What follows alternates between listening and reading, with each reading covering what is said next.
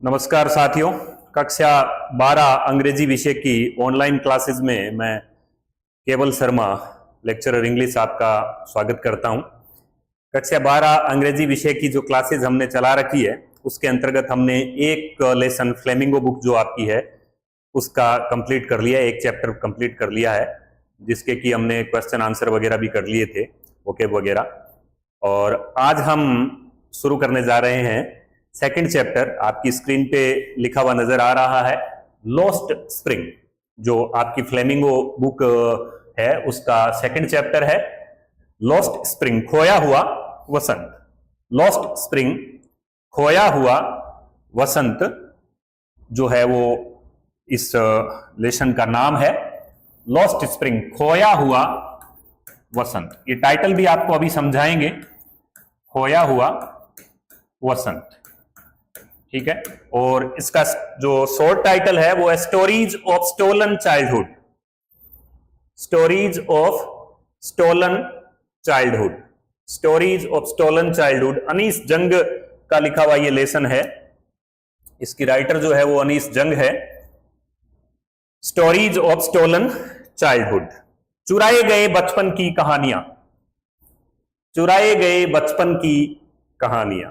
किस प्रकार से बचपन जो है वो चुरा लिया जाता है। बहुत ही इंटरेस्टिंग लेसन है, बहुत बढ़िया लेसन है, आपकी संवेदनाओं को, सेंसिटिविटी को जागृत करने वाला लेसन है। तो आज की क्लास में हम पढ़ेंगे क्या क्या, पहले उसका इंट्रोडक्शन मैं थोड़ा दे देता हूं कि आज की क्लास को हम कहां तक पढ़ने की कोशिश करेंगे। देखो, सबसे पहले हम इंट्रोडक्शन टू द ऑथर और एंड टू द चैप्टर। सबसे पहले हम इंट्रोडक्शन यानी परिचय लेंगे, परिचय करेंगे ऑथर का, लेखक के बारे में जानेंगे। जैसा कि हर लेसन के शुरुआत में दिया हुआ है अबाउट दी ऑथर, ऑथर लेखक होता है, आपको बताया जा ही चुका है। और इस चैप्टर का भी इंट्रोडक्शन करेंगे, परिचय करेंगे, ठीक है। Basic information about child labour. तो इस लेसन जो है ये चाइल्ड लेबर के बारे में है। चाइल्ड लेबर, बाल श्रम, बाल श्रम को लेकर ये श्रम को लेकर लेसन है। तो उसकी सामान्य सूचनाएं हम जानेंगे बाल श्रम के बारे में। और इसके अलावा जो लेसन में फिर क्या क्या आता है, देखो, द ऑथर मीट्स रेग pickers and her encounter with Sahib, ठीक है। ऑथर जो लेखिका है वो रेग पिकर से मिलती है। रेग पिकर क्या होते हैं ये भी बताएंगे, और उसका किस प्रकार से एनकाउंटर होता है साहिब से, साहिब नाम का एक लड़का है उससे होता है। ये सारी चीज आपको समझाएंगे। कन्वर्सेशन विद साहिब, कन्वर्सेशन का मतलब वार्तालाप, साहिब से वार्तालाप उसका क्या होता है वो भी बात अपन करेंगे। और स्क्राउंजिंग फॉर गार्बेज, गार्बेज यानी कचरा, ये वेरी इंपॉर्टेंट वर्ड है। स्क्राउंजिंग यानी तलाश करना। तो कचरा तलाश करते हुए वो जो बच्चे हैं उनके बारे में बात होगी इस लेसन में। और फिर आपको word picture of bear foot boys, ये नंगे पांव घूमने वाले लड़के हैं, बेयर फुट बॉयज। ये सारी बातें डिटेल में हम करेंगे, बेयर फुट बॉयज, नंगे पांव, और उनकी वर्ड पिक्चर यानी एक शब्द चित्र जो लेखिका ने खींचा है, राइटर ने खींचा है, ऑथर ने खींचा है, उसके बारे में बात करेंगे। और लास्ट में एक short story of man from Udupi, Udupi के एक व्यक्ति की एक छोटी सी कहानी है इस पाठ में ही, वो भी अपन बात करेंगे। और अंत में जो आज पढ़ेंगे, जितना लेसन आज पढ़ेंगे उसकी वोकेबुलरी और वर्ड मीनिंग भी आज ही कर लेंगे। तो शुरू करते हैं अपन आज की class. Lost spring, stories of stolen childhood. Lost spring आपको बताया जा चुका है, खोया हुआ वसंत। तो पहले तो टाइटल को ही समझ लें आप, खोया हुआ वसंत।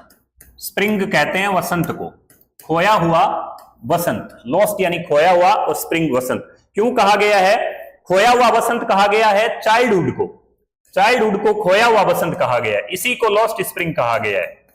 क्यों कहा गया है कि जब चाइल्डहुड में, बचपन में, चाइल्डहुड यानी बचपन में, बचपन एक फलने फूलने की, खिलने की, बढ़ने की, खेलने कूदने की, पढ़ने की, आगे बढ़ने की उम्र होती है। यानी जिस प्रकार वसंत जो ऋतु होती है, उस वसंत ऋतु में नए फूल खिलते हैं, नए कलियां खिलती है, नई कोंपलें खिलती है। वसंत ऋतु के अंदर जो है वो एक जिस तरीके से चीजें बढ़ती है ग्रो करती है, ठीक उसी तरीके से चाइल्डहुड भी, जीवन में जो चाइल्डहुड है, जो अवस्था है, जो बचपन जो अवस्था है, वो फलने फूलने, खेलने कूदने, पढ़ने और कुछ बनने की उम्र होती है। लेकिन जब बचपन में जिन बच्चों को इन चीजों का मौका नहीं मिल पाता, जो बच्चे किसी वजह से, और वजह जो है इसकी दो ही वजह है इसमें, चाइल्ड लेबर, मुख्यतः इस पाठ की जो थीम है वो है चाइल्ड लेबर। चाइल्ड लेबर यानी बाल श्रम। बाल श्रम क्या है उसकी थोड़ी सी जानकारी भी हम लेंगे। तो जिन बच्चों को चाइल्ड लेबर की वजह से, और चाइल्ड लेबर का कारण, मूलतः कारण क्या है? पॉवर्टी। पॉवर्टी यानी गरीबी। मूल कारण चाइल्ड लेबर का निश्चित रूप से हम जानते हैं कि गरीबी ही होगा, तभी चाइल्ड लेबर के लिए बच्चा मजबूर होता है। तो जब बचपन खो जाता है, बचपन में जो चीजें वास्तव में होनी चाहिए वो नहीं होती, तो इसको लॉस्ट स्प्रिंग कहा गया है। ये जो वसंत ऋतु थी वो खो गई। वसंत ऋतु जो सीखने की, बढ़ने की जो थी वो खो गई। अनीस जंग 1944 में जन्मी, इसके बारे में भी जानेंगे। अनीस जंग इस लेसन की राइटर है, ऑथर है। इनका जन्म राउरकेला में हुआ था, बोर्न इन राउरकेला। राउरकेला उड़ीसा के अंदर है, वहां पर जन्म हुआ था। ठीक है। इनकी एक बुक है अनीस जंग की, एक वेरी फेमस बुक है। हालांकि वैसे तो ये भी बुक की है, ये एक बुक में से ही लिया गया है। ये जो पार्ट है, ये जो लेसन है, ये जो चैप्टर है लॉस्ट स्प्रिंग्स, ये एक बुक है उनकी, स्टोरीज ऑफ स्टोलन चाइल्डहुड। किनकी? अनीस जंग की, उसी में से लिया गया है। लेकिन एक और उनकी बुक है जो वेरी फेमस है, वेरी फेमस राइटर है ये इंडिया की, unveiling India, unveiling India, a famous book by Anees Jung, a famous book by Anees Jung. ये अनवेलिंग इंडिया एक किताब का नाम है, उनकी बुक का नाम है, जो उन्होंने महिलाओं के बारे में लिखी है, विमेन के बारे में लिखी है, विमेन से बातचीत है। ठीक है। बैकग्राउंड एंड इंट्रोडक्टरी नोट्स, परिचय पढ़ते हैं, बैकग्राउंड इसका पार्ट का पढ़ते हैं कि भी किस बारे में है ये, और इंट्रोडक्टरी नोट्स इसके बारे में पढ़ते हैं। थीम क्या है? देखो, पाठ पढ़ने से पहले, चैप्टर पढ़ने से पहले हमें थीम पता होना चाहिए कि किसी भी लेसन की विषय वस्तु क्या है, किस बारे में है। क्योंकि आपको एक आइडिया होना चाहिए कि जो फला लेसन है, अमुक लेसन जो है, वो पर्टिकुलर लेसन किस बारे में है, किस टॉपिक के बारे में है। तो पॉवर्टी एंड चाइल्ड लेबर में ये आपको बता चुका हूं, पॉवर्टी एंड चाइल्ड लेबर, गरीबी, गरीबी और बाल श्रम, गरीबी और बाल श्रम के बारे में है। चाइल्ड लेबर आपको पता है, चाइल्ड लेबर किसे कहेंगे? वे बच्चे जो इंडस्ट्रीज में, उद्योगों में, होटलों पर, दुकानों में, फैक्ट्रीज में, तरह तरह की और भी बहुत सारी, बस स्टॉप वगैरह पर हम देखते हैं पानी की बोतलें वगैरह बेचते, कुछ अर्निंग करने के लिए, कुछ कमाई करने के लिए मजबूर होते हैं और उसके बदले में काम करते हैं, उसको चाइल्ड लेबर कहते हैं। चाइल्ड लेबर को आप इस चीज से देखिएगा, मान लीजिए आप अगर अपने घर पे कोई काम में हाथ बंटवा रहे हैं, आपके मान लो फैमिली में कोई दुकान है, शॉप है, और वहां आप थोड़ा बहुत सपोर्ट कर रहे हैं, काम अपनी पढ़ाई के बाद घंटे 2 घंटे सहयोग कर दिया, खेत में थोड़ा सहयोग कर दिया, वो चाइल्ड लेबर नहीं है। चाइल्ड लेबर है कि अर्निंग करने के लिए मजबूर होता है बच्चा, अपनी पढ़ाई लिखाई वगैरह छोड़ के, और विशेषकर 14 वर्ष से कम उम्र के बच्चे, और वैसे 18 वर्ष से कम उम्र के बच्चे भी जो है वो अर्निंग करने के लिए मजबूर होते हैं, तो उसको चाइल्ड लेबर कहते हैं। बाल श्रम, बाल श्रम, और बाल श्रम का कारण है पॉवर्टी, तो ये इसकी विषय वस्तु है। इस लेसन के 2 पार्ट हैं, there are 2 parts of the chapter. इस चैप्टर के 2 भाग हैं, 2 भागों में ये लेसन बंटा हुआ है। पहला भाग जो है वो किसके बारे में? देखो, the first part takes us to Seemapuri. पहला पार्ट हमें सीमापुरी नाम की जगह ले जाता है। पहला जो भाग है, पहला जो पार्ट है, उसमें हम सीमापुरी जाएंगे। सीमापुरी कहां है भाई? सीमापुरी दिल्ली का एक स्लम एरिया है। स्लम एरिया किसे कहते हैं? झुग्गी झोंपड़ वाला एरिया, झुग्गी झोंपड़ वाला एरिया। आप बड़े शहरों में जब जाते हैं तो आपने देखा होगा कि बड़े शहरों में जब हम प्रवेश करते हैं तो सड़क के किनारे, या आपने कुछ झोंपड़पट्टी वगैरह देखी होगी, जब बेहद गरीब तबके के लोग झोंपड़पट्टी बनाकर रहते हैं, उसको स्लम एरिया कहते हैं। तो सीमापुरी दिल्ली के अंदर जरूर है, पर ये स्लम एरिया है, झुग्गी झोंपड़ वाला एरिया है, ये पहला पार्ट हमें सीमापुरी ले जाता है। सीमापुरी में कौन है? सीमापुरी में है रेग पिकर्स। रेग पिकर्स, रेग पिकर्स है कचरा बीनने वाले, कचरा बीनने वाले, कचरा एकत्रित करने वाले। जो कबाड़ वगैरह होता है, कचरा होता है सड़क के ऊपर, मान लो कहीं प्लास्टिक की बोतल पड़ी है, कहीं डिब्बा पड़ा है, कहीं पाउच पड़ा है, कहीं लोहे का टुकड़ा पड़ा है, कुछ भी पड़ा है, उसको घूम घूम के आपने देखा होगा कि बहुत सारे बच्चे और लोग इकट्ठा करते हैं और उनमें से काम की चीजें निकालकर जो जंक शॉप होती है, कबाड़ी की दुकान वगैरह होती है, इकट्ठा करके वहां बेच देते हैं, तो उनको रेग पिकर्स कहते हैं। तो यहां पर सीमापुरी में रहते हैं रेग पिकर्स लिव हियर, या सीमापुरी में रेग पिकर्स रहते हैं। This part tells us, this part tells us, यह पार्ट टेल्स अस यानी हमें बताता है द स्टोरी ऑफ साहिब। इस भाग का मुख्य पात्र, मुख्य मेन कैरेक्टर इस भाग का साहिब नाम का एक लड़का है। साहिब नाम का एक लड़का है मेन कैरेक्टर इस पहले पार्ट का, जो फर्स्ट पार्ट है। मैंने बताया 2 पार्ट है इस लेसन के। पहला पार्ट हमें सीमापुरी दिल्ली ले जाता है। सीमापुरी दिल्ली में कौन रहते हैं? रेग पिकर्स रहते हैं। रेग पिकर्स किसे कहते हैं? जो कचरा बीनने वाले होते हैं वो रेग पिकर्स कहलाते हैं। और इसका मुख्य कैरेक्टर इस पहले पार्ट का, this part tells us the story of Sahib, ये साहिब की स्टोरी में बताता है। Sahib is a teenager boy, Sahib एक टीनएजर बॉय है, किशोर जो लड़का है, किशोर टीनेज, 13 to 19, 13 साल से 19 वर्ष की आयु, 13 to 19, क्योंकि 13 से 19 के प्रत्येक के अंत में शब्दों में लिखेंगे तो टीन लगाए, तो इसको टीन एज कहते हैं, एडोलेसेंस भी कहते हैं, बताएंगे। तो साहिब एक टीन एज का लड़का है, उसके बारे में ये बताता है। फिर अपन सेकंड पार्ट की बात यहीं कर लेते हैं, क्योंकि इंट्रोडक्शन हम लेसन का कर रहे हैं, सेकंड पार्ट हम आगे के वीडियोस में पढ़ेंगे, लेकिन फिर भी थोड़ा बता देते हैं। The second part leads us to the town of Firozabad. Second part जो है वो हमें कहां ले जाता है भाई? सेकंड पार्ट हमें फिरोजाबाद नाम का एक टाउन है, फिरोजाबाद नाम का एक कस्बा है, एक शहर मान लीजिए, लीड्स यानी ले जाता है। सेकंड पार्ट हमें फिरोजाबाद टाउन में ले जाता है। फिरोजाबाद कस्बा है यूपी के अंदर, वहां ले जाता है। फिरोजाबाद क्यों फेमस है? Firozabad is famous for Bengal industry, very important, याद रखें, बेंगल इंडस्ट्री। बेंगल कहते हैं चूड़ी, जो चूड़ी महिलाएं पहनती है, इंडस्ट्री यानी उद्योग। फिरोजाबाद जो है वो चूड़ी उद्योग के लिए प्रसिद्ध है, बेंगल इंडस्ट्री के लिए प्रसिद्ध है। जैसे कि पहले पार्ट में स्टोरी है मुकेश साहेब की, साहेब नाम के लड़के की। सेकंड पार्ट जो इस लेसन का होगा, इस चैप्टर का होगा, this part tells us the story of Mukesh. Second part हमें बताएगा मुकेश के बारे में।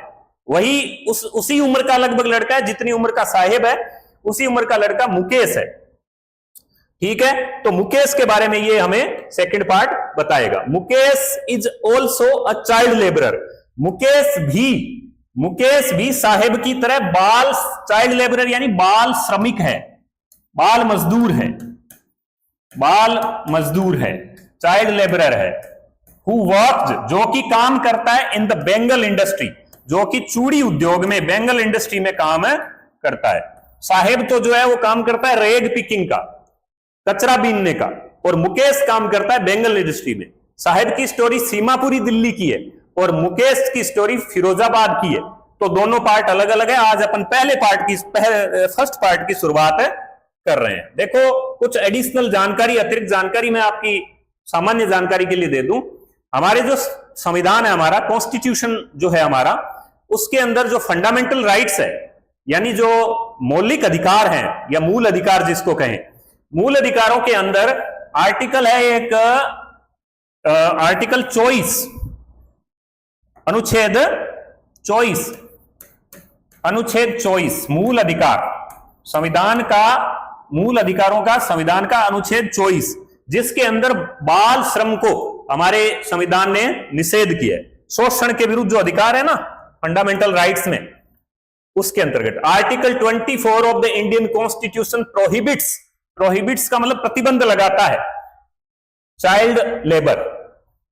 संविधान का अनुच्छेद 24 मूल अधिकारों के अंतर्गत आने वाला शोषण के विरुद्ध अधिकार, राइट अगेंस्ट एक्सप्लॉइटेशन, जिसमें अनुच्छेद 24 जो है वो भारतीय संविधान का जो अनुच्छेद 24 है, चाइल्ड लेबर से अगर बड़ा क्वेश्चन आए तो उसमें आप ये जानकारी लिख सकते हैं। इससे आपका एक बहुत बड़ा इंप्रेशन पड़ेगा कि आपको ये चीज पता है।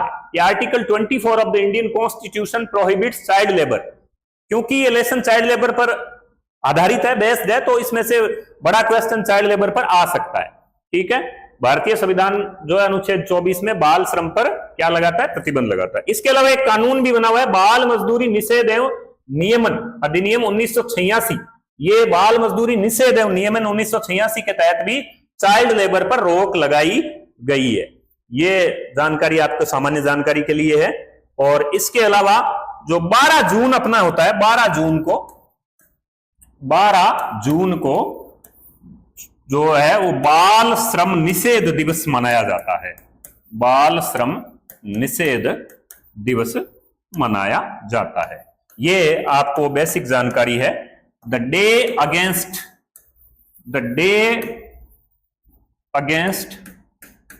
Child labour, the day against child labour, बाल श्रम निषेध दिवस। तो ये बचपन के और चाइल्ड लेबर के बारे में है। ये बेसिक जानकारी आपको दे दी गई है।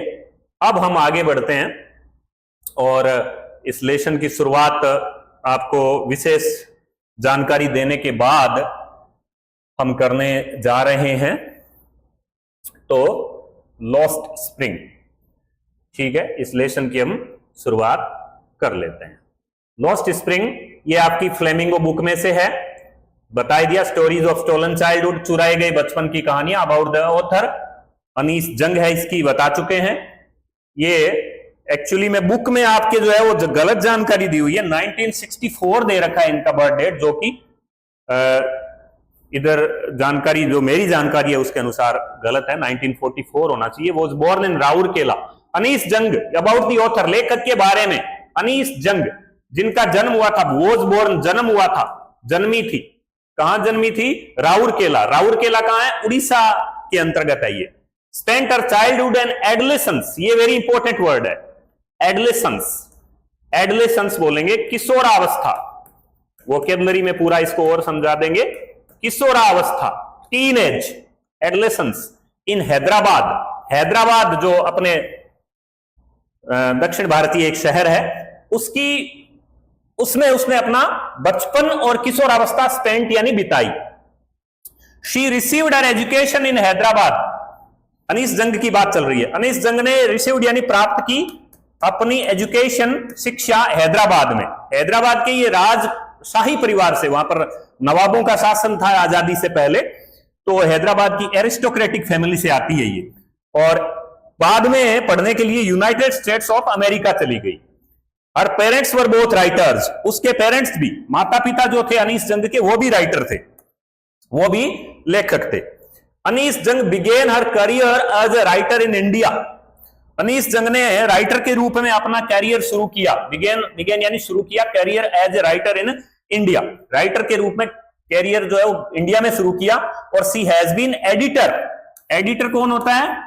एडिटर होता है संपादक, जो संपादन का काम करता है विभिन्न न्यूज़पेपर में, मैगजीन में, कि क्या छपेगा, कितना छपेगा, किस भाषा में, लैंग्वेज में छपेगा, ये तय करता है एडिटर। तो एडिटर भी रही है वो, सी हैज बीन एन एडिटर, वो एक संपादक रही है। और कॉलमनिस्ट, कॉलमनिस्ट का मतलब होती है कॉलमनिस्ट का मतलब होता है स्तंभकार। स्तंभकार का मतलब है जो विभिन्न अखबारों में, पत्र पत्रिकाओं में, मैगजीन में, करंट अफेयर्स पर, अन्य मुद्दों पर जो लेख आते हैं ना, कॉलम आते हैं, आपने देखा होगा, उस कॉलम लिखने वाले को कॉलमनिस्ट कहते हैं। फॉर मेजर न्यूज़पेपर्स, मेजर यानी बड़े बड़े अखबारों में, बड़े अखबारों में वो संपादक रही है और कॉलमनिस्ट रही है। कौन? अनीस जंग। इन इंडिया एंड अब्रॉड, न सिर्फ भारत के अखबारों में बल्कि अब्रॉड यानी विदेश में भी, विदेश में भी। तो आप आइडिया लगा सकते हैं कि कितनी बड़ी ये राइटर है और कितना बड़ा इनका नाम है। इनका लेसन हमें पढ़ने को मिल रहा है। एंड हैज ऑथर्ड, और हैज ऑथर्ड यानी इन्होंने लिखी है। किसने? अनीस जंग ने। जैसा कि मैंने बताया, तो अनविलिंग इंडिया भी बताई मैंने। सेवरल बुक्स यानी कई किताबें इन्होंने लिखी है। तो ये अनीस जंग के बारे में। राइटर्स के बारे में जानने का तात्पर्य ये होता है कि हम ये जान सकें कि जो राइटर, जिसने ये लेसन, जिसने ये चैप्टर लिखा है, वो कितना बड़ा राइटर है और क्या उसका दृष्टिकोण है। राइटर को भी जानना बड़ा जरूरी होता है। तो राइटर के बारे में अपन ने जान लिया। The following is an excerpt, following is an excerpt, excerpt का मतलब होता है अंश, अंश या भाग, टुकड़ा है ये जो फॉलोइंग, ये जो लेसन है ना, फॉलोइंग का मतलब नीचे आने वाला, नीचे आने वाला जो पार्ट है, जो चैप्टर है, जो आपकी बुक में दिया है, जिसको हम पढ़ेंगे, from a book titled lost spring stories of stolen childhood. मैंने बताया था ये उसकी किताब में से लिया गया है, अनीस जंग की एक पूरी किताब है, पूरी बुक है, उसमें से एक छोटा सा पार्ट लिया गया, एक एक्सर्प्ट लिया गया है, अंश लिया गया है, भाग लिया गया है, जिस बुक का नाम है lost spring stories of stolen childhood. Here she analyses, analyses यानी विश्लेषण करती है, यहां पर वो विश्लेषण करती है, एक तरह का विश्लेषण करती है वो, किस बात का? द ग्राइंडिंग पॉवर्टी, ग्राइंडिंग यानी न खत्म होने वाली, न समाप्त होने वाली, अनएंडिंग, न समाप्त होने वाली पॉवर्टी, पॉवर्टी यानी गरीबी, एंड ट्रेडिशंस, और न सिर्फ अनएंडिंग पॉवर्टी, ग्राइंडिंग पॉवर्टी का विश्लेषण करती है, एनालाइसिस करती है, ट्रेडिशंस यानी परंपराओं का, उन परंपराओं का विश्लेषण भी करती है जिन परंपराओं के अंतर्गत which condemn these children to life of exploitation, जो कि कंडेम का मतलब यहां मजबूर करती है इन्हें, वो परंपराएं जो मजबूर करती है, बाध्य करती है, फोर्स करती है। वैसे कंडेम का मतलब निंदा होता है, लेकिन यहां पर मजबूर करना या बाध्य करना या फोर्स करना।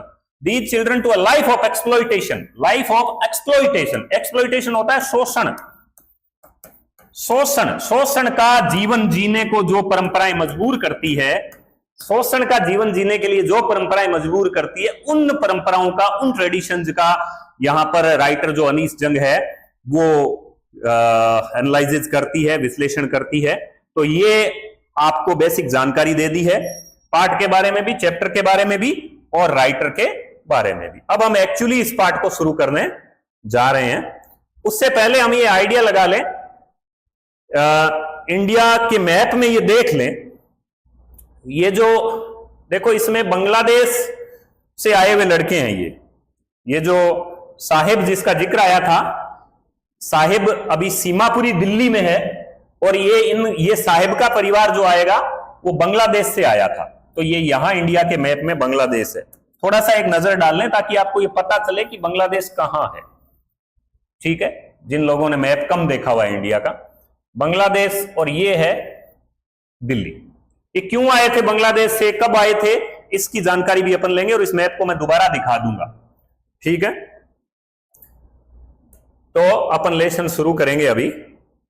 उससे पहले आप देखें, ये इमेज भी देख लें आप, और ये देखो आप, ये है वो रैग पिकर्स, रैग पिकर बच्चे, रैग पिकर्स, रैग पिकर्स, कचरा बीनने वाले, कचरा बीनने वाले। यानी हम कितने सौभाग्यशाली हैं कि हमें सब कुछ सुविधाएं मिल रही है। बहुत सारे बच्चे इस कंट्री में, इस दुनिया में ऐसे हैं जिनको बेसिक सुविधाएं उपलब्ध नहीं है, बेसिक फैसिलिटीज अवेलेबल नहीं है, और उन्हें पता नहीं क्या क्या काम चाइल्ड लेबर के रूप में, मजदूर के रूप में करना पड़ता है, एजुकेशन प्राप्त नहीं कर सकते, शिक्षा प्राप्त नहीं कर पाते।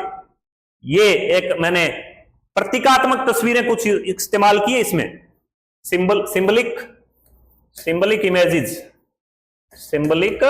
Images of child labour, rag picker. ये देखो, ये नंगे पांव भी है, नंगे पांव को क्या कहते हैं भाई, नंगे पांव है, ये देखो नंगे पांव है, नंगे पांव को कहते हैं बेयर फुट, बेयर फुट, पहनने के लिए जिसके पांव में चप्पल या जूते नहीं है।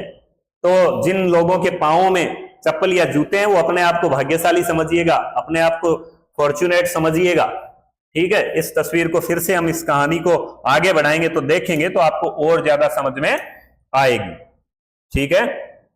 और ये देखो, ये भी एक तरह का कचरा बीनता हुआ रैग पिकर है। इसको फिर से लाऊंगा मैं इस तस्वीर को, ये टाइम्स ऑफ इंडिया, TOI का मतलब है टाइम्स ऑफ इंडिया में छपी हुई तस्वीर है। ये है सीमापुरी दिल्ली, इसको भी अपन फिर से लाएंगे, ठीक है। अब अपन चैप्टर शुरू करते हैं, फिर दोबारा इन तस्वीरों को मैं दिखाऊंगा जब आप चैप्टर पढ़ चुके होंगे। ये पार्ट शुरू कर चुके हैं अपन। देखो यहां पर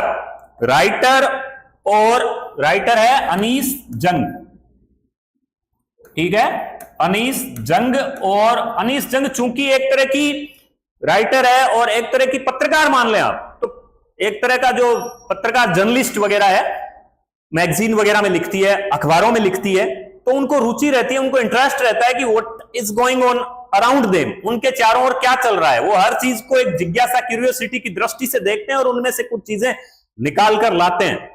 तो यहां पर वो दिल्ली में ही रहती है, दिल्ली में रहने के समय की बात है। तो जब वो बाहर निकलती है एक दिन, तो बाहर निकलती है तो उसकी मुलाकात हो जाती है एक लड़के से, या एक क्या कई लड़के एक साथ है एक ग्रुप में। कौन है वो रेग पिकर्स है। कौन है? रेग पिकर्स है। रेग पिकर्स मतलब कचरा बीनने वाले हैं। उनसे उसकी मुलाकात हो जाती है और उनसे बातचीत होती है। बातचीत होती है तो वो बातचीत से शुरू कर रही है ये लेसन। ये जो आर्टिकल है ये एक तरह का निबंध है, एक तरह का लेख है, अपन ये कह सकते हैं। बातचीत है, देखो ये इन्वर्टेड कोमा में आया ना। समटाइम्स आई फाइंड अ रूपी इन द गार्बेज। गार्बेज यानी कचरा, ये इंपॉर्टेंट वर्ड है इस लेसन के लिए। समटाइम्स यानी कई बार मुझे 1 रुपया मिल जाता है कचरे के ढेर में। कई बार मुझे कचरे के ढेर में 1 रुपया मिल जाता है। जब मैं कचरे का ढेर उसको खोजता हूं, इसको तलाशता हूं, तो उसमें 1 रुपया मिल जाता है कई बार। ये साहिब कह रहा है। कौन कह रहा है? ये साहिब कह रहा है। तो मैं why do you do this, I ask Sahib why do you do this, तुम ऐसा क्यों करते हो भाई, तुम ये काम क्यों करते हो। आई आस्क साहिब, मैं साहिब से पूछती हूं, मैं साहिब से पूछती हूं कि तुम ये काम क्यों करते हो। whom I encounter, very important है एनकाउंटर। एनकाउंटर का तो आप सामान्य अर्थ तो मुठभेड़ जानते हैं, मुठभेड़ के संदर्भ में ये एनकाउंटर कर दिया, फला क्रिमिनल को मार दिया, एनकाउंटर कर दिया। एनकाउंटर का मतलब है अचानक से सामना हो जाना, बिना किसी प्लान के। जब हम किसी से टकरा जाते हैं, सामना हो जाना, अचानक से सामना हो जाना। तो वो कहती है कि I ask Sahib whom I encounter every morning, मैं पूछती हूं साहिब से। राइटर कहती है मैं साहिब से पूछती हूं कि तुम ये काम क्यों करते हो। कौन सा काम? रेग पिकिंग का। whom I encounter every morning, जिससे मेरा सामना रोज सुबह हो जाता है। स्क्राउजिंग फॉर गोल्ड, और वो क्या कर रहा है? स्क्राउजिंग यानी तलाश रहा है, ढूंढ रहा है, सर्च कर रहा है, खोज रहा है, सोना तलाश रहा है। ये अलंकारिक भाषा में कहा गया वो gold in the garbage. Garbage यानी कचरे के ढेर में, कचरे में सोना तलाश रहा है। साहिब जो है वो कचरे के ढेर में सोना तलाश रहा है। सोने का यहां पर ये मेटाफोरिकल मीनिंग है, फिगर ऑफ स्पीच आपको बताने पड़ेंगे, अलंकार होते हैं। तो वो एक तरीके से कचरे को यहां सोना बताया गया। क्यों? सीधा आप एक बार सीधा ही समझ लें कि कचरा उनके लिए क्या है? कचरा उनके लिए सोना है। अरे सोने के जितना कीमती है कचरा उनके लिए। ठीक है। तो समटाइम्स आई फाइंड ए रूपी इन the garbage, why do you do this, कई बार मुझे कचरे के ढेर में 1 रुपया मिल जाता है, तुम ऐसा क्यों करते हो। मैं पूछती हूं साहिब से ये काम करते क्यों, जिससे मेरा एनकाउंटर हो जाता है every morning scrounging for gold in the garbage dumps of my neighbourhood. Garbage dumps of my neighbourhood, जो मेरे पड़ोस में स्क्राउजिंग बता दिया, तलाश कर रहा है सोना कचरे के ढेर में। कचरे के ढेर, गार्बेज डंप्स यानी ढेर, कचरे के ढेर में मेरे पड़ोस में, माई नेबरहुड में, मेरे पड़ोस में सोना तलाश कर रहा है। मेरे पड़ोस में ही है, आस पड़ोस में। कौन है Sahib? Sahib left his home long ago. Sahib ने अपना घर लेफ्ट यानी छोड़ दिया अपना होम लॉन्ग अगो, लंबे समय पहले छोड़ चुका, जो कि सेट अमिडस्ट यानी मध्य में स्थित था, बीचों बीच स्थित था। सेट अमिडस्ट, साहिब जिसका कि घर कभी हुआ करता था। कहां पर? In the green fields of Dhaka, Dhaka के हरे भरे मैदानों में। साहिब कहां से आया है भाई? साहिब आया ढाका से। और साहिब क्या, शायद साहिब का परिवार आया है, साहिब तो पैदा यहीं हुआ होगा। साहिब की फैमिली ने अपना घर जो ढाका में था, ग्रीन फील्ड्स ऑफ ढाका में, वो छोड़ चुके हैं। वो his home is not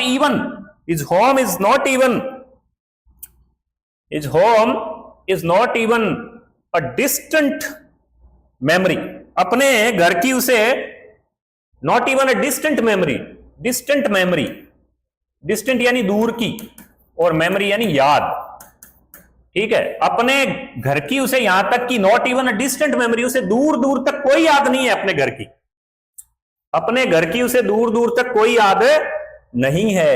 there were many storms, storms यानी तूफान, कई स्टॉर्म्स तूफान आए, देयर वर मेनी स्टॉर्म्स, बहुत सारे तूफान आए। अब तूफान किस टाइप के? तूफान कई बार जो रियल वाले तूफान है वो भी आते हैं, चक्रवात वगैरह जो हमारे घरों को उजाड़ देते हैं, लेकिन हमारी जिंदगी में भी तूफान आते हैं। आसपास में भी जब कुछ घटित हो रहा होता है तो हमारी लाइफ में भी स्टॉर्म्स आते हैं, तूफान आते हैं। तो दोनों आप किसी भी टाइप के मान सकते हैं। There were many storms that swept away, और वो तूफान स्वेप्ट अवे, स्वेप्ट अवे यानी बहा ले गए, बहा ले गए, स्वेप्ट अवे, वो जो तूफान आए वो बहा ले गए देयर फील्ड्स एंड होम्स, उनके खेतों को और उनके घरों को, उनके खेतों को और उनके घरों को बहा ले गए। कई तूफान आए जो कि, और ये कौन बताता है उसे? इज मदर टेल्स हिम, उसकी मां उसे बताती है, उसे नहीं पता, क्योंकि मैंने कहा ना कि वो तो बहुत पहले आ गया, उसकी फैमिली वहां से, उसका तो शायद जन्म ही यहां हुआ होगा, कि उसकी मदर बताती है कि बेटा हम ढाका से आए हैं। ढाका कहां है? ढाका बांग्लादेश की कैपिटल है, बांग्लादेश की राजधानी है, और बांग्लादेश का निर्माण हुआ था 1971 में। उससे पहले ये पूर्वी पाकिस्तान था। इतिहास के अंदर बड़ी इंटरेस्टिंग स्टोरी है इसकी। तो कई तूफान आए जो उसके खेतों को और उसके घरों को बहाकर ले गए। दैट्स वाई, ये इंपॉर्टेंट फ्रेज है भाई, इसको समझ लें। That plus apostrophe s why, इसका मतलब क्या था? इसका मतलब होगा यही कारण है, यही रीजन है, यही कारण है। दैट्स वाई, यही कारण है। दे लेफ्ट, यही कारण है कि दे लेफ्ट, उन्होंने छोड़ा। दे लेफ्ट, ठीक है ना। आज की जो इसकी मैंने जो पीडीएफ फाइल बनाई है उसमें मैंने जानबूझ के गैप दिया है, थोड़े साइज बड़ा किया है और गैप दिया है, ताकि आपको एक तो जो मीनिंग्स वगैरह लिखें तो आराम से लिख सकें, बड़े लिख सकें, और स्क्रीन पे आपको थोड़े बड़े अक्षर साफ नजर आए। तो इसको मैंने, इसलिए आपको थोड़ा सा जो है वो आसानी फील होगी, तो इसको आप कनेक्ट कर लें। दे लेफ्ट, यही कारण है कि वो उन्हें छोड़ना पड़ा। क्यों छोड़ना पड़ा? क्वेश्चन सीधा आ सकता है। देयर वर मेनी स्टॉर्म्स, कई तूफान आए थे, दैट, जो कि swept away their homes and fields, जो उसके घरों को और खेतों को बहाकर ले गए। कहां से आए हैं वो? ढाका से आए हैं। They have come from Dhaka, और that is why they left, that's why they left, यही कारण है कि उन्हें घर छोड़ना पड़ा। लुकिंग फॉर गोल्ड, ये अब सोना तलाश रहे हैं, सोना तलाश रहे हैं। देखो इसको समझ लें आप, सोना वहां वास्तव में ही सोना नहीं मिल रहा, कोई सोने की मोहरें नहीं मिल रही उस हीप ऑफ गार्बेज में, कचरे के ढेर में सोने की कोई सिक्के नहीं मिल रहे। सिंबॉलिक वे में कहा है, गाना है ना, मेरे देश की धरती सोना उगले उगले हीरे मोती। तो यहां जब हम जमीन बोते हैं तो वहां देश की धरती में कोई सोना थोड़ी निपजता है, जो फसल निपजती है ना उसको सोना कहा गया, उसको हीरे मोती कहा गया, क्योंकि वो सोने और हीरे मोती के जितनी कीमती है हमारे लिए। ठीक उसी तरीके से लिए उनके लिए गार्बेज के अंदर, कचरे के अंदर जो कुछ कीमती चीज, कुछ बोतल उठा ली, कुछ धातु का टुकड़ा उठा लिया, और कई बार तो वो कहता है ना, समटाइम्स आई फाइंड ए रूपी इन द गार्बेज, कई बार तो मुझे कचरे के ढेर में एक रुपया भी मिल जाता है। तो इसलिए वो कहते हैं कि looking for gold in the big city. अब वो बिग सिटी, ये बड़ा शहर दिल्ली वाला, कहां रह रहे हैं वो? अब रह रहे हैं दिल्ली में, big city where he now lives, जहां पर वो अब रहता है। That's why they left looking for gold in the big city, looking for, तलाश करते हुए, गोल्ड, सोना, बड़े शहर में, वेयर ही नाउ लिव्स, जहां वो अब रहता है। अब उसका जवाब आया, देखो इन चीजों को बहुत समझना पड़ता है। ये देखो, ये उस बात का जवाब आया है, यहां मैं लिख देता हूं। उसने पूछा था ना, किसने? राइटर ने, अनीश जंग ने पूछा था, why do you do this? पूछा था ना तुम ये क्यों काम क्यों करते हो, क्योंकि वो राइटर है, वो जर्नलिस्ट है, वो कॉलमनिस्ट है, उसका तो इंटरेस्ट है, वो जानना चाहती है कि तुम क्यों करते हो ऐसा, ये कचरा बीनने का, रेग पिकिंग का। बार बार इस वर्ड को मैं इसलिए लिख रहा हूं कि इस लेसन में रेग पिकिंग, ये वर्ड वेरी इंपॉर्टेंट है। रेग पिकिंग का काम क्यों करते हो ये पूछा था ना, ऊपर आया था, तो इसका जवाब ये अब दिया है। अच्छा, ये बच्चे ये बड़े टॉकेटिव हो जाते हैं, ये जो चाइल्ड लेबर का काम करते हैं ना, ये दुनिया भर की ठोकरें खाते हैं, दर दर की ठोकरें खाते हैं, दुनिया से डील करते हैं, ये वर्ल्ड से डील करते हैं, तो ये बड़े क्लेवर हो जाते हैं, बड़े चतुर हो जाते हैं, बड़े टॉकेटिव यानी बातूनी हो जाते हैं। तो वो ये नहीं कहता कि भाई मेरी मजबूरी है, हम गरीब हैं, सीधा जवाब नहीं देता। जब उसने पूछा ना कि why do you do this, कि तुम ऐसा क्यों करते हो, तो उसने क्या जवाब दिया, उसने कहा I have nothing else to do.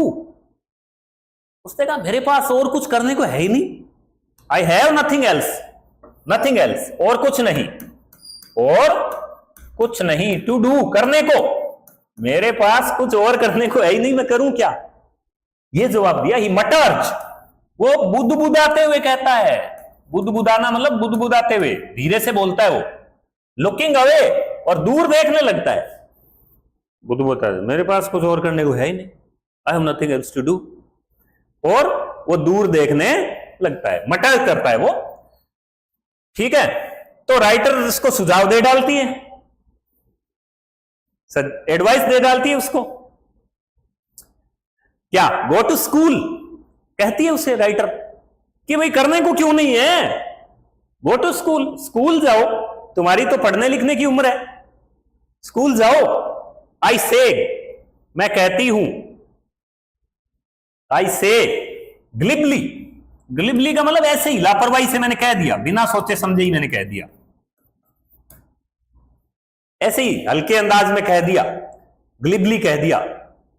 आई से ग्लिबली, मैं ग्लिबली कहती हूं कि स्कूल जाओ, करने को क्यों नहीं है, रियलाइजिंग, लेकिन तभी रियलाइजिंग, रियलाइजिंग इमीडिएटली, आजकल ये इमीडिएटली वर्ड बड़ा चर्चा में है ना, क्या मतलब होता है इसका, इमीडिएटली, सोचिए तो, मैं बताता हूं अभी। तो रियलाइजिंग यानी महसूस करते हुए, महसूस करते हुए, उसको तत्काल, इमीडिएटली का मतलब तत्काल, तुरंत। रील बड़ी वायरल हो रही है ना आजकल, एक सागर दी वोटी लेती को, क्या है, इंडिका चलार, इमीडिएटली है कोई मेरी मजबूरी, मैंने छेती से ड्राइवरी सीखा, वह जो इमीडिएटली वर्ड आया तो सोचा उसका क्या मतलब है, इमीडिएटली मतलब तुरंत, तुरंत, तत्काल मुझे समझ आ जाता है, तुरंत ये बात रियलाइजिंग यानी महसूस हो जाती है, समझ में आ जाती है कि मेरी जो एडवाइस जो मैंने दी उसे, कौन सी एडवाइस दी, गो टू स्कूल, वो जो एडवाइस है, हाउ होलो, होलो का मतलब खोखली, थोती, जिसका कोई मतलब नहीं है, एडवाइस यानी राय, सलाह, जो सलाह मैंने उसे दी वो मस्ट साउंड, प्रतीत होना, प्रतीत होना या लगना, साउंड का मतलब वैसे आवाज होता है पर यहां लगना, प्रतीत होना। तो गो टू स्कूल मैं उसे कहती हूं ग्लिबली, ऐसे लापरवाही से, रियलाइजिंग इमीडिएटली, तुरंत मैं समझ जाती हूं, तुरंत मुझे महसूस हो जाता है कि how hollow the advice must sound, ये जो एडवाइस मैंने दी है वो कितनी थोती है, खोखली है। क्यों है थोती, क्यों है खोखली, क्योंकि स्कूल थोड़ी जा सकता है वो, लेकिन वो ये नहीं कहता, फिर मैंने कहा ना ये बड़े क्लेवर हैं वो ये नहीं कहता कि भाई मैं स्कूल कैसे जाऊं, हम तो गरीब लोग हैं, हमारे पास पैसे नहीं है, we are poor, we do not have any kind of facilities, money etcetera, वो ये नहीं कहता। वो क्या कहता है, there is no school in my neighbourhood, वो कहता है मेरे पड़ोस में कोई स्कूल है ही नहीं, there is no school in my neighbourhood, मेरे पड़ोस में कोई स्कूल है नहीं। When they build one, they मतलब वे मतलब संबंधित लोग, सरकार वगैरह, निर्माण करना, जब वो बना देंगे, बन जाएगा, आई विल गो, तब मैं जाऊंगा। कितना देखो इंटरेस्टिंग जवाब दिया उसने, क्या कहा, उसने कहा there is no school in my neighbourhood, मेरे पड़ोस में कोई स्कूल नहीं है, जब वो बना देंगे तब मैं जाऊंगा। यानी कितना इंटरेस्टिंग जो कन्वर्सेशन है, कितनी, आप सोचिए, आपने कभी इस तरीके से बात की है तो उन बच्चों से, तो वो कहता है, राइटर फिर मजाक करती है उसे, if I start a school, if I start a school, if यानी यदि, यदि मैं स्कूल स्टार्ट करूं तो, विल यू कम, क्या तुम आओगे? यदि मैं स्कूल स्टार्ट करूं तो तुम आओगे क्या स्कूल? आई आस्क, मैं पूछती हूं, हाफ जोकिंग, मजाक करते हुए, आधा मजाक करते हुए, आधा मजाक सा करते हुए उसे कहती हूं कि if I start school will you come, कि मैं स्कूल स्टार्ट करूंगा तो तुम करूं तो तुम आओगे क्या? वो भी फिर बात का तो बादशाह है ही, वो कहता है यस, हाँ जरूर, क्यों नहीं। देखो कितना छोटा लड़का है, किशोर लड़का है, लेकिन कैसे बातचीत कर रहा है। इसे स्माइलिंग ब्रॉडली, ब्रॉडली यानी मुंह फैलाकर मुस्कुराता हुआ, मुंह फैलाकर मुस्कुराता हुआ, मुंह चौड़ा करके मुस्कुराता हुआ, यानी पूरा फुल मुस्कुराता हुआ। Smiling broadly, smiling broadly. वो कहता है हाँ क्यों नहीं, आप यदि स्कूल स्टार्ट करोगे तो मैं क्यों नहीं आऊंगा। तो इस प्रकार की बातचीत होती है, फिर वो चली जाती है, फिर कई दिन निकल जाते हैं, और फिर कई दिनों बाद फिर से एक दिन, क्योंकि वो सीमापुरी में ही रहती है राइटर, मतलब सीमापुरी दिल्ली में, दिल्ली के आसपास ही रहती है, सीमापुरी तो स्लम एरिया है, दिल्ली में ही रहती है, तो दिल्ली में गुजरते हुए और फिर से मुलाकात हो जाती है, गाही बगाही मुलाकात होती रहती है। अ फ्यू डेज लेटर, कुछ दिनों बाद, कुछ दिनों बाद, लेटर यानी बाद, कुछ दिनों बाद, आई सी हिम, मैं देखती हूं, रनिंग अप टू मी, वो दौड़ता हुआ मेरे पास आ रहा है, वो दूर से ही मुझे देख लेता है, पहचानता है ना, तो जैसे ही मुझे वो देखता है, I see him running up to me, और वो दौड़ता हुआ आता, कहता है इज योर स्कूल रेडी, क्या कहता है कि क्या आपका स्कूल तैयार हो गया। उसने मजाक की थी ना कि मैं स्कूल बनाऊं तो तुम आओगे क्या, तो मैंने कहा ना बड़ा क्लेवर बंदा है ये। उसने कहा इज योर स्कूल रेडी, किसने? साहिब ने। साहिब से बातचीत चल रही है, मैं पुनः याद दिला दूं, साहिब है ना, भूल मत जाएं आप। तो क्या कहता है, इज योर स्कूल रेडी, क्या आपका स्कूल रेडी है। तो राइटर को कहना पड़ता है, क्या कहना पड़ता है, it takes longer to build a school, I say it takes longer, takes longer यानी लंबा समय लगता है, लंबा समय लगता है, बिल्ड यानी निर्माण करने में, भाई बनाने में, स्कूल बनाने में, निर्माण करने में लंबा समय लगता है, हाँ थोड़े दिनों में स्कूल थोड़ी बनता है। आई से, मैं कहती जरूर हूं पर एम्बेरेस्ड, एम्बेरेस्ड यानी झेप जाना, एम्बेरेस्ड झेप जाना, लजा जाना, लज्जा आ जाना, किसी बात को लेकर आप थोड़े से शर्म सी आ जाती है ना कई बार, तो उसको एम्बेरेस्ड कहते हैं, है ना। आई से एम्बेरेस्ड, एम्बेरेस्ड यानी झेप जाती हूं, मैं लज्जा जाती हूं, eight having made a promise, कि मैंने ये कैसा वादा कर डाला, एक ऐसा वादा कर लिए जाने के कारण, कह दिया था ना उसने कि if I start A school will you come, तो मैं एम्बेरेस कर जाती हूं, झेप जाती हूं, लज्जित हो जाती हूं, एक ऐसा वादा कर लेने के कारण, that was not meant, that was not meant, जिसका कोई मतलब नहीं था, यानी ऐसे ही जिसका कोई मतलब है, जिसका कोई अर्थ नहीं था, जिसका कोई अर्थ ही नहीं था, जिसका कोई मतलब नहीं था। भाई इस वादे का कोई मतलब था क्या? इस वादे का कोई मतलब नहीं था, तो ऐसा वादा कर लिए जाने के कारण मैं झेप जाती हूं। इस प्रकार की बातचीत जो है वो चलती रहती है, किसमें? साहिब में और राइटर में। और फिर देखो आगे, क्यों, लेकिन फिर वो कहती है, मन ही मन सोचती है, लिखती है अपने लिए कि खैर क्या फर्क पड़ता है ऐसे वादों से, ऐसे वादे, ऐसे वादे, बट प्रोमिसेस, वादे, ऐसे वादे, लाइक माइन, मेरे जैसे, मेरे वाले जैसे, मेरे वाले वादे जैसे, मेरे वाले वादे जैसे, जैसा वादा मैंने किया, अबाउंड, अबाउंड इन, भरे पड़े हैं, every corner, in every corner, हर कोने में, हर कोने में, ऑफ हिज ब्लीक वर्ल्ड, फीके, फीकी दुनिया जो उसकी है, ब्लीक यानी फीका दुनिया, संसार, उसका जो फीका संसार है, फिर बता देता हूं मैं, but promises like mine abound, मेरे जैसे वादे, जैसा वादा मैंने किया वैसे वादे, abound in every corner of his bleak world, abound in यानी भरे पड़े, इन every corner of his bleak world, उसके फीके संसार में। क्यों?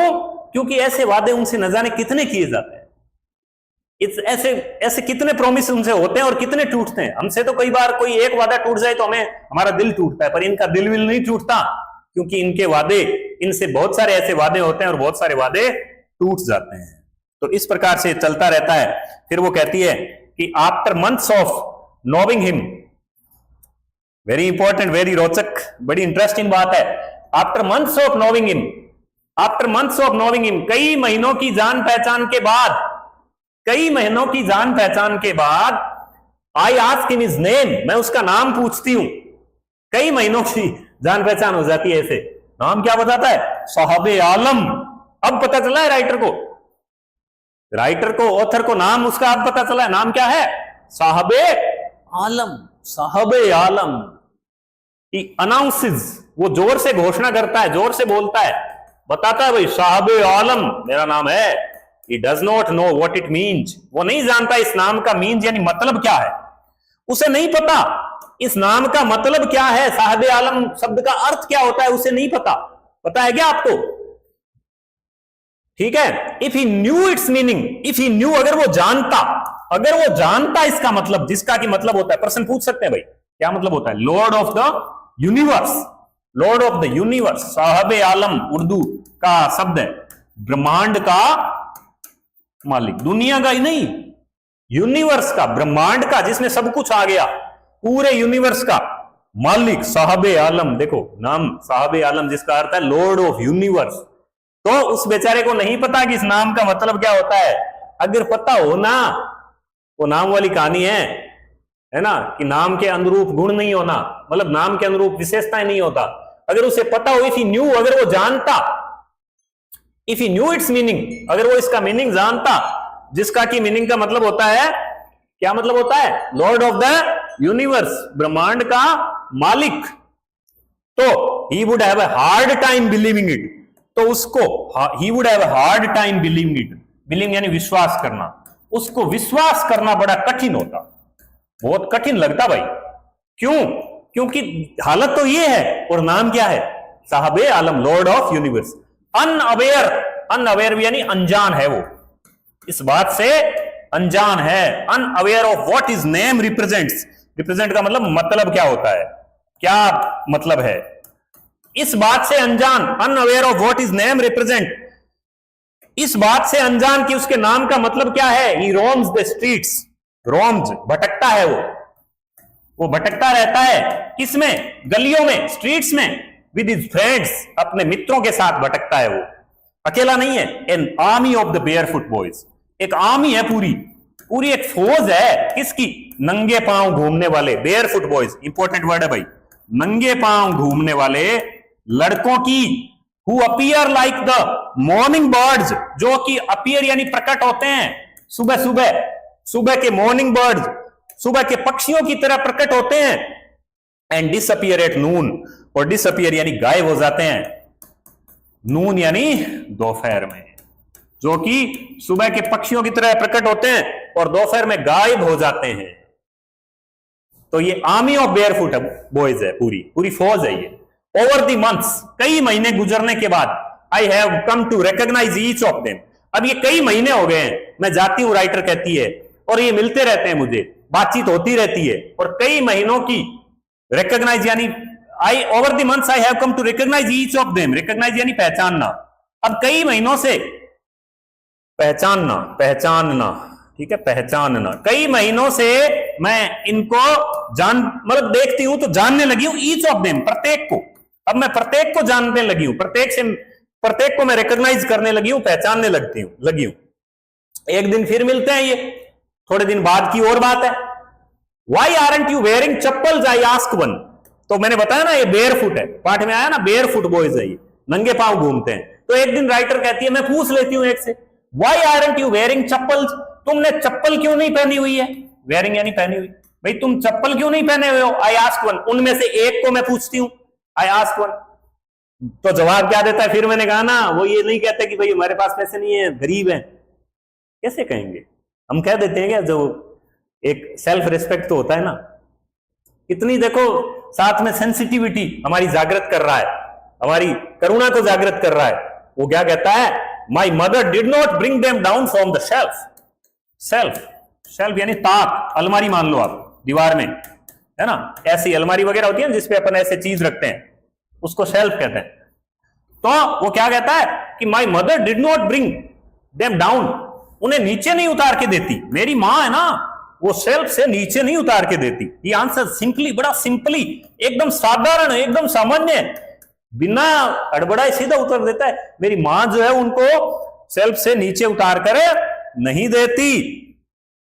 दूसरा एक पास में ही खड़ा है उसका दोस्त, वो क्या जो बोलता है, वो कहता है इवन इफ शी डिड, यदि वो ऐसा कर भी दे, यदि ऐसा वो कौन, यदि वो ऐसा कर भी दे, उसकी मां, यदि ऐसा वो यदि वो ऐसा कर भी दे, कौन, उसकी मां, उतार भी दे, he will throw them off, तो ये फेंक देगा। ये कौन सा पहनेगा, ये पहनता नहीं है, तभी तो इसकी मां उतार के नहीं देती।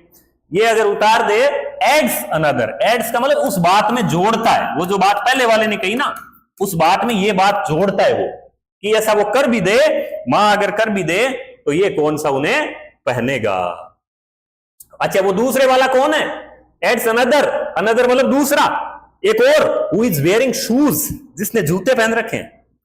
अच्छा, ये एक ने जूते पहन रखे हैं, पर ये जूते देखो, दे डू नॉट मैच। एक तरफ बड़ी इंटरेस्टिंग बात है, एक तरफ कितनी हमारी करुणा को जगाता है कि ऐसे जूते पहन रखे हैं, दैट डू नॉट मैच, जो मिलान, मैच नहीं करते, मतलब एक पैर में कोई और जूता और दूसरे पैर में कोई और जूता, एक पैर में स्पोर्ट शूज और एक में फॉर्मल शूज, एक में लेदर वाला, एक में स्पोर्ट शूज। तो कहां से लाए हैं, कचरे के ढेर में, हीप ऑफ गार्बेज में, और या फिर किसी ने फेंके हुए, किसी ने दे दिए होंगे बेचारे। ये कितनी बड़ी हालत है।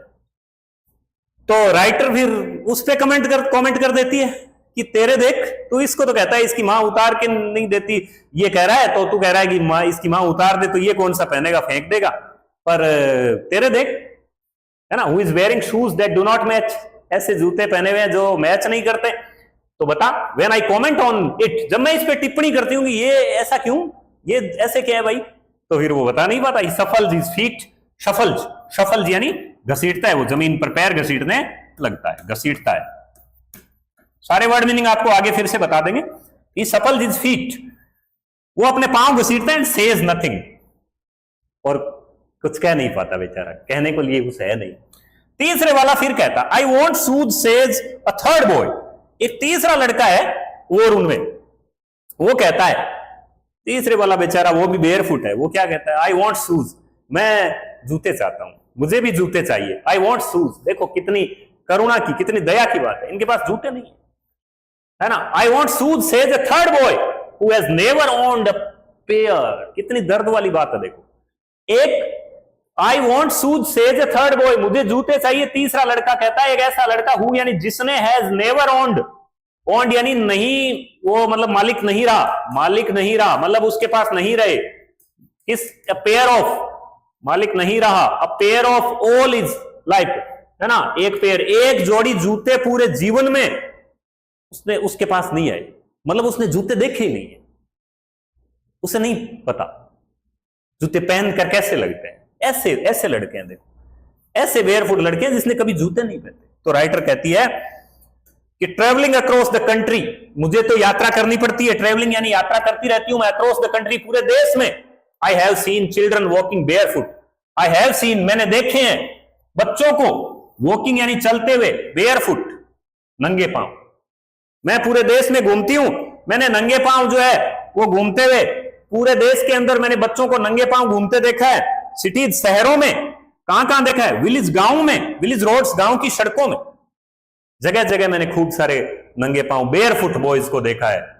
और जब जिम्मेदार लोगों से पूछा जाता है, गवर्नमेंट के जिम्मेदार लोगों से, ऑफिशियल लोगों से, नेताओं से पूछा जाता है कि ये क्यों है ऐसा, तो वो क्या कहते हैं, it is not lack of money. देखो कितना शेमफुल है, कारण क्या बताया जाता है, it is not lack of money, कि पैसे की कमी नहीं है, लैक यानी कमी, पैसे की कमी नहीं है, बट ट्रेडिशन, ये तो परंपरा है, इनकी तो परंपरा है टू स्टे बेयरफुट। कितनी हास्यास्पद जवाब है, कितनी हंसी वाली बात है जब जिम्मेदार लोगों से पूछा जाता है, लेकिन ऐसा नहीं है। बहुत सारे जिम्मेदार लोग जो हैं वो इस दिशा में सकारात्मक प्रयास भी करते हैं।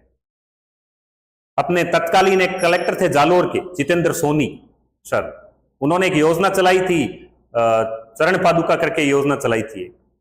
तो उसमें उन्होंने वो क्या कहते थे, वो उस समय जब कलेक्टर थे तो अपने जिले में नंगे पांव जो बेयरफुट लड़के होते थे उनको जूते खरीद के पहनवाते थे।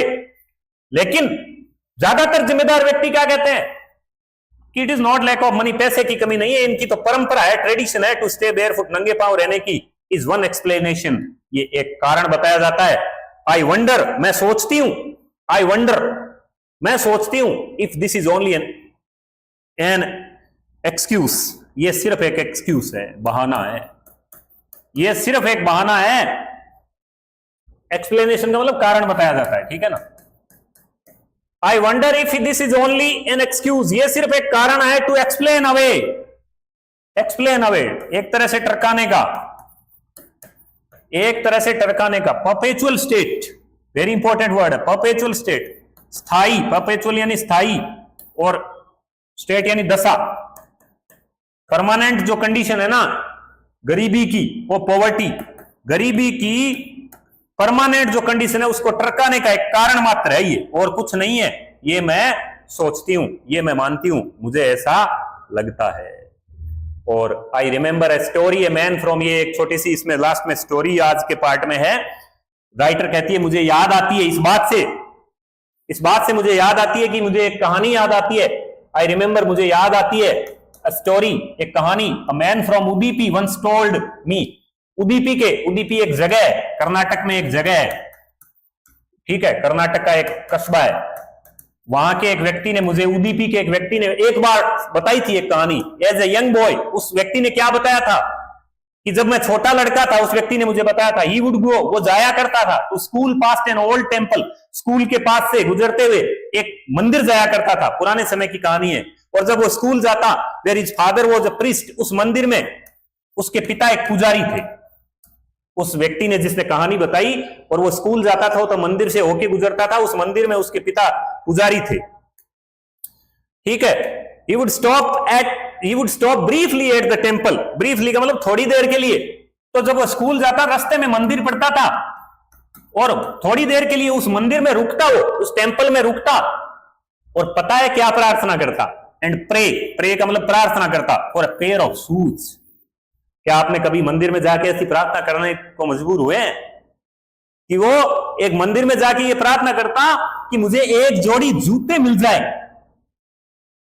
30 years later, 30 साल हो गए उस बात को, 30 साल बाद, 30 years later, I visited his, मैं पुणे गई, I visited यानी मैं visited his town and the temple, और मैं वापस उस मंदिर में गई तो वहां देखा, which was now drowned in the air of desolation यानी उजाड़।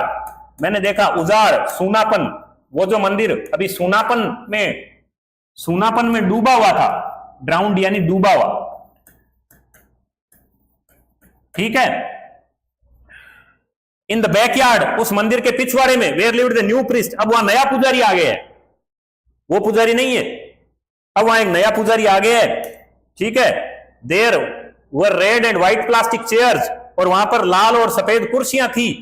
अ यंग बॉय ड्रेस्ड इन, और वहां पर एक, उस घर में एक युवा लड़का, एक छोटा बच्चा ड्रेस्ड इन ग्रे यूनिफॉर्म पहने हुए, ड्रेस, स्कूल ड्रेस पहने हुए, वेयरिंग सॉक्स एंड शूज, पहने हुए जूते और जुराबें, सॉक्स एंड शूज, जुराबें और जूते। अराइव्ड पेंटिंग, हाँफता हुआ पहुंचता है वो, और through is school bag on A folding bed, और दौड़ता हुआ आता है और अपना बस्ता फोल्डिंग बेड पर, वो फोल्ड करने वाले बेड पर फेंकता है, ठीक है। यानी अब स्थितियां बदल गई है। लुकिंग एट द बॉय, उस लड़के को देखकर, आई रिमेंबर्ड, उस लड़के को देखकर, आई रिमेंबर द प्रेयर यानी प्रार्थना, मुझे वो प्रार्थना याद आ गई। वो कौन सी? वो जो 30 साल पहले वो लड़का कर रहा था। अनदर बॉय, उस दूसरे लड़के ने की थी, गॉडेस यानी देवी से जो प्रार्थना की थी। when he had finally got a pair of shoes, उस लड़के ने वो जो मंदिर में जाता था ना, उसको बाद में प्रार्थना की थी, तो देवी ने प्रार्थना सुन ली थी भाई। अंत में got a pair of shoes, ठीक है, और लेकिन और उसको got a pair of shoes, जूता मतलब जूतों का जोड़ा मिल गया था, लेकिन जब वो जिसको जूतों का जोड़ा मिल गया ना, the goddess had granted his prayer, granted यानी मान ली, गॉडेस देवी ने उसकी प्रार्थना स्वीकार कर ली थी। लेकिन आश्चर्य की बात क्या है, ठीक है, तो उससे पहले जब उसने मान ली तो उसकी दोबारा प्रार्थना क्या थी पता है क्या?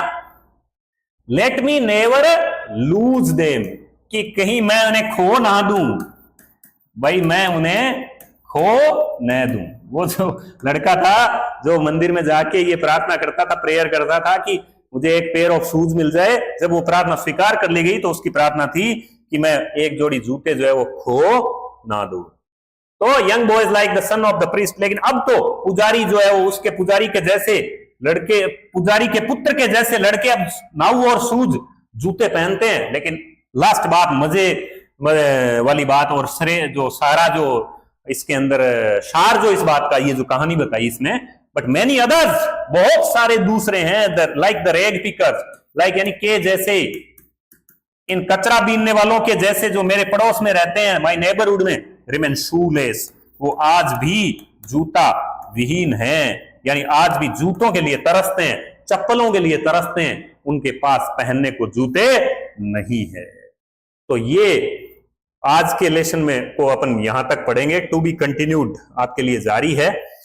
तो आज के लेसन को अपन यहां तक पढ़ेंगे, लेकिन इसमें इतनी दूर जो हमने पढ़ा है उसके वोकेबलरी आज ही करवानी जरूरी है, क्योंकि आपका कनेक्ट बना रह सके, क्योंकि मैं अगर इसको अगले वीडियो में कराऊंगा तो आप उसको कनेक्ट नहीं कर पाओगे। तो मैं इसकी वोकेबलरी फटाफट करवा दूं, शब्द भंडार आपको मीनिंग इसके बता दूं, उससे पहले एक बार उन तस्वीरें जो शुरू में आई थी वो फिर से देख लें, कौन प्रतीकात्मक जो इमेजेस मैंने डाली थी उनको फिर से देख लें आप, तो आपको जो है वो आइडिया हो जाएगा। देखो, देखें आप, देखो इसको थोड़ा सा आप गौर से देखें, ठीक है।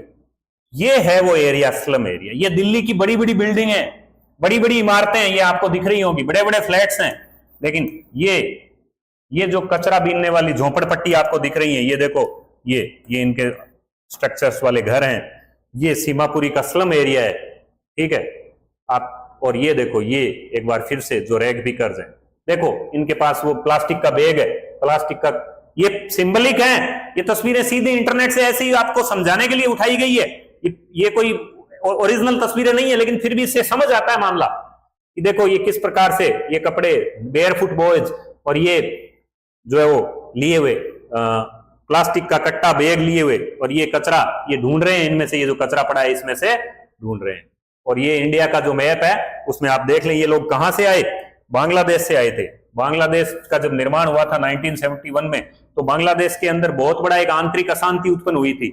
आप इसको इतिहास में और राजनीति में पढ़िए, आपको पता चलेगा। तो बहुत सारे बांग्लादेश से जो लोग हैं वो, क्योंकि बांग्लादेश की सबसे लंबी बॉर्डर लगती है भारत की, वेस्ट बंगाल से, इधर सिक्किम, इधर ये असम है ना, ये त्रिपुरा वगैरह, इनसे, तो इन राज्यों में होते हुए और फिर ये कुछ जो है वो यहाँ पर दिल्ली में आ गए थे, तो यहाँ पर ये रहते हैं, ठीक है। ये आज की अपन की आज का यहां तक का लेसन था। जो यहां तक जो हमने लेसन पढ़ा है उसके मीनिंग आप देख लें एक बार, शब्द भंडार आप देख लें, क्योंकि वर्ड मीनिंग बहुत जरूरी है। अगर आप वर्ड मीनिंग नहीं करते हैं तो फिर कोई मतलब नहीं है। वर्ड मीनिंग के बिना आपको नए इसके क्वेश्चन आंसर आप तैयार कर पाएंगे और नए लेसन को समझ पाएंगे। तो वर्ड मीनिंग को आप जरूर तैयार करें, अच्छे से तैयार करें, एक एक word meaning. Lost spring stories, ये ठीक है आज जो पढ़ा। स्पेंड, ये लेखक वाले में, अबाउट द ऑथर वाले भाग में। स्पेंट, बिताया। एडलेसेंस, किशोरावस्था है ना, टीनेज, ठीक है। रिसीव्ड, प्राप्त की। कुछ तो एकदम आसान है, अगर किसी को कुछ नहीं कम आते हो तो उसके लिए मैंने सारे लिखे हैं, संख्या थोड़ी ज्यादा है, कम कर देंगे धीरे धीरे, क्योंकि जो रिपीट नहीं करेंगे बहुत। दोनों एडिटर आपको बताया था, संपादक, कॉलमनिस्ट, अखबार व पत्र पत्रिकाओं में कॉलम, कोई लेख, आलेख, समसामयिक विषयों पर लिखने वाला। मेजर, मेजर का मतलब बड़े बड़े, मेजर न्यूज़पेपर्स, ठीक है। अब्रोड, विदेश होता है, अब्रोड विदेश। हैज ऑथर्ड, लिखी है। सेवरल कई, सेवरल कई। एक्सेप्ट, एक्सेप्ट यानी अंश, भाग या टुकड़ा, ये जो पार्ट है वो उसकी बुक में से एक एक्सेप्ट लिया गया है। एनालाइजेज यानी विश्लेषण करती है। ग्राइंडिंग यानी पॉवर्टी का कभी नया समाप्त होने वाली, कभी नया समाप्त होने वाली पॉवर्टी का वो विश्लेषण करती है, ठीक है, ग्राइंडिंग। फिर है पॉवर्टी, गरीबी, ये वेरी इंपॉर्टेंट वर्ड है भाई, ये पॉवर्टी, गरीबी। ट्रेडिशन, परंपराएं। कंडेम, मजबूर करना, बाध्य करना, ठीक है, यहां इसका ये अर्थ है। वैसे प्राय इसका अर्थ होता है निंदा करना, निंदा करना होता है कंडेम का अर्थ वैसे, ठीक है। अब लेसन की वोकेबलरी आ जाएगी। लेसन की वोकेबलरी में चलते हैं अपन। लेसन की वोकेबलरी में फिर बता दूं, जब लेसन की वोकेबलरी पढ़ते हैं तो आपको एक आइडिया होता है कि भाई फिर से रिवीजन हो जाता है और दोबारा आप उसको लेसन को खोल के रखें। ये जब वोकेब बताई जा रही है तो लेसन को भी खोल के रखें, ठीक है। गार्बेज, कचरा, वेरी इंपॉर्टेंट वर्ड है। कुछ समानार्थी भी लिखे हैं, रबिश भी कहते हैं, रिफ्यूज भी कहते हैं और वेस्ट मटेरियल भी कहते हैं। डंप्स यानी ढेर, हीप्स, डंप्स यानी ढेर और हीप्स यानी ढेर। होम यानी जिससे, एनकाउंटर, इनकाउंटर, इनकाउंटर ज्यादा सही है, सामना हो जाना, आमना सामना हो जाना। स्क्राउंजिंग फॉर, वेरी इंपॉर्टेंट है, स्क्राउंजिंग फॉर, खोजता हुआ, तलाश करता हुआ, लुकिंग फॉर। ये आपको जब क्वेश्चन का आंसर दोगे तो ये वर्ड मीनिंग्स आपको काम आएंगे, बिना इसके आप काम नहीं चला पाएंगे, ठीक है। आगे बढ़ते हैं। स्क्राउंचिंग यानी सर्चिंग फॉर या लुकिंग फॉर। नेबरहुड, पड़ोस, पहले भी आ गया। सेट अमिडस्ट, मध्य में स्थित, ढाका में था ना, सेट अमिडस्ट, मध्य। डिस्टेंट यानी दूर दूर की, उसे कोई मेमोरी याद नहीं है, दूर दूर की उसके होम की। स्टॉर्म्स, तूफान, स्टॉर्म्स तूफान। स्वेप्ट अवे, बहा ले गई, स्वेप्ट अवे, बहाकर ले गई। That's why, that is why, for this reason, यही कारण है कि, बता दिया आपको। लेफ्ट यानी छोड़ दिया। नथिंग एल्स टू डू, कुछ और करने को नहीं है, साहिब कहता है मेरे पास। मटर्स, बुदबुदाते हुए कहता है, जिसका मतलब होता है ग्रम्बल भी कह सकते हैं अपन, ग्रम्बल, ठीक है। ग्लिबली, ऐसे ही लापरवाही से उसने कह दिया था, बिना कोई ज्यादा विचार किए, लापरवाही से, ठीक है। रियलाइजिंग, रियलाइजिंग यानी महसूस करते हुए, रियलाइज करते हुए, फील करते हुए, ठीक है। इमीडिएटली, बता दिया था इमीडिएटली आपको, तत्काल, तुरंत, अभी, इसी वक्त, एट वंस, ठीक है। होलो, होलो यानी थोती, खोखली, होलो एडवाइस। एडवाइस होती है राय या सलाह, ये नाउन है, संज्ञा है, संज्ञा के रूप में आएगी तब सी होगा, एडवाइस। और वर्ब के रूप में जाएगी राय देना या सलाह देना तो एडवाइज होगा, एडवाइज। ये अंतर है, ये अंतर है। एडवाइस नाउन है, राय या सलाह, ठीक है। और एडवाइज यानी राय देना। साउंड, प्रतीत होना, अपीयर, सीम, वैसे साउंड का मतलब जो है वो आवाज होता है, लेकिन यहां पर प्रतीत होना। बिल्ड, निर्माण करना। हाफ जोकिंग, आधा मजाक करते हुए। स्माइलिंग ब्रॉडली, मुंह चौड़ा करके मुस्कुराता हुआ, ब्रॉडली यानी वाइडली, ठीक है। टेक्स लॉन्ग, लंबा समय लगता है, उसने कहा था it takes long time to build a school. Embarrassed, embarrassed, ये बढ़िया वर्ड है, इम्बेरेस्ड, झेप जाना, लज्जा आ जाना। वो इम्बेरेस हो जाती है ना कि मैंने ऐसा वादा कर लिया था जिसका कोई मतलब नहीं था। Eight having made a promise, ऐसा वादा कर लेने के लिए। दैट वाज या नोट, में लिखना भूल गया है ना, नोट है, that was not meant, that was not meant, जिसका कोई मतलब नहीं था। अबाउंड, भरे पड़े हैं। कॉर्नर, कोना, कॉर्नर, कोना, ठीक है। फिर देखिए आप, आगे बढ़ते हैं अपन। ब्लीक, फीका या नीरस संसार है उसका, साहिब का। अनाउंसिस, घोषणा करता है। लॉर्ड ऑफ द यूनिवर्स, ब्रह्मांड का मालिक, यूनिवर्स का, ब्रह्मांड में सब आ जाते हैं, सूर्य, चंद्रमा वगैरह भी। He would have hard time believing it, ये कुछ लाइनें मैं लिखता हूं ताकि पूरी लाइन समझ में आ जाए। भाई उसे इस बात पर यकीन करने में बड़ी कठिनाई होगी कि उसके नाम का मतलब लॉर्ड ऑफ यूनिवर्स है, ब्रह्मांड का मालिक है। अनअवेयर ऑफ, अनजान है वो इस बात से, unaware of is what is name represents, ठीक है। रिप्रेजेंट का मतलब प्रतीक है, क्या प्रतीक है। रोम यानी भटकता है। बेयरफुट, नंगे पांव, बेयरफुट, मैंने बताया था बार बार बेयरफुट के लिए। और फिर डिसअपियर, गायब होना। और ओवर द मंथ्स यानी कई महीनों की, कई महीने होने के बाद, कई महीने गुजर जाने के कारण। वो कहती है ना कई महीने हो गए मुझे, और कई महीनों की जान पहचान के बाद। रिकॉग्नाइज, पहचानना, वेरी इंपॉर्टेंट है, रिकॉग्नाइज यानी पहचानना। फिर है देखो ईच ऑफ देम, प्रत्येक को, ब्रिंग देम डाउन, शेल्फ बताया था आपको, छोटा थोड़ा सामान रखने के लिए घर में बना आला या ताक या रैक या अलमारी आदि, ठीक है। इवन इफ शी डिड, वो कहता है ना अगर वो ऐसा कर भी दे तो, थ्रो ऑफ यानी फेंक देगा, सफल पांव घसीटने लगता है, पांव वो घसीटने लगता है। हैज नेवर ओन्ड, वो कभी स्वामी नहीं रहा, एक आया था ना वो कभी उसने एक जूते एक जोड़ी नहीं खरीदे, a pair. Travelling across the country, writer कहती है पूरे देश में मैं यात्रा करती हूं। लेक कमी बताई जाती है, लेक यानी कमी, शॉर्टेज। एक लेक होता है झील, लेकिन उसकी स्पेलिंग एल ए के ही होती है, इसकी स्पेलिंग एल ए सी के है, ठीक है। इस लेक झील, ये लेक कमी। स्टे रहना, एक्सप्लेनेशन आप जानते ही हो, कारण बताया जाना, सफाई देना, स्पष्टीकरण देना, जिसका मतलब जस्टिफिकेशन या इंटरप्रिटेशन, इंटरप्रिटेशन, ठीक है। एक्सक्यूज, एक्सक्यूज यानी बहाना, खूब बनाते ही हो आप। परपेचुअल स्थाई, कंटिन्यूअल, परमानेंट जिसको कहें, परपेचुअल पॉवर्टी परमानेंट गरीबी। स्टेट यानी दशा, स्टेट का मतलब राज्य भी होता है, लेकिन यहां स्टेट का मतलब दशा, स्थिति। स्टेट का मतलब कहना भी होता है। देखो वोकैब जानना बहुत जरूरी है।